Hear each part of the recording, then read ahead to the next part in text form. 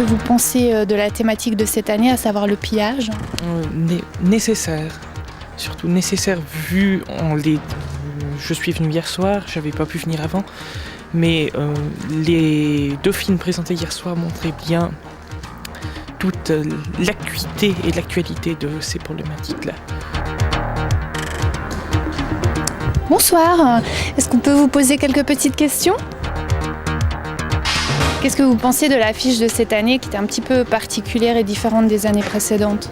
Moi, je l'ai découvert en arrivant ici et elle m'a surpris sur le coup. À quel niveau exactement? Au début, je m'attendais à quelque chose qui me marque plus sur l'archéologie dans une première approche. Et puis après, quand j'ai compris, parce que j'ai déjà visité des lieux d'archéologie où il y avait justement des entrepôts, où il y avait des choses rangées comme ça. Et du coup, ça m'a rappelé ça. Et avec un peu la connotation film policier ou quelque chose comme ça, j'ai trouvé ça assez marrant. Mesdames, bonsoir. Est-ce que vous seriez d'accord éventuellement de répondre à quelques questions pour le festival? Oh, mais oui, volontiers, mais vous nous prenez en photo, ça c'est pas... Qu'est-ce que vous pensez du thème de cette année, à savoir le pillage? J'aime beaucoup. C'est pas original, mais je trouve très intéressant. Aussi vite aussi, on a compris que c'est un sujet un petit peu dangereux.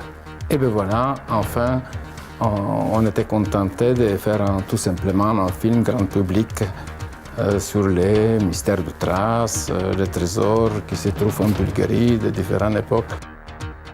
Je suis venu ici pour présenter 2 films. Un premier qui est un film d'animation, qui est assez court et qui traite de la guerre et du sacrifice chez les Bochica, au Pérou.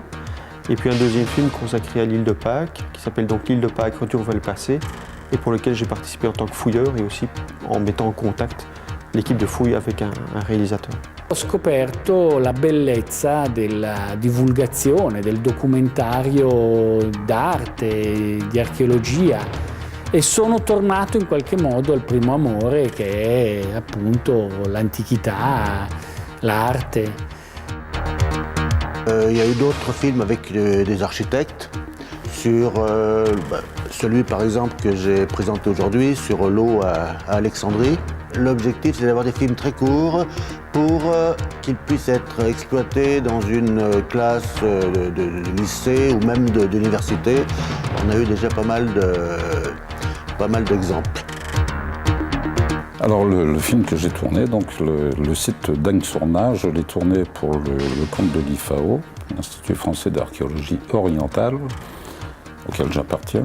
Je passe 10 mois de l'année en Égypte au sein de cet institut. Je parcours donc l'Égypte du nord au sud et d'est en ouest en couvrant les périodes du pré-dynastique jusqu'aux villas du début du XXe siècle à Alexandrie. Ce soir, on va parler plus particulièrement du pillage en Afrique. Nous aurons une présentation de Eric Huizekam, le pillage du patrimoine archéologique africain. Et ensuite, nous aurons le film de Michel Brent, Les dieux sont à vendre.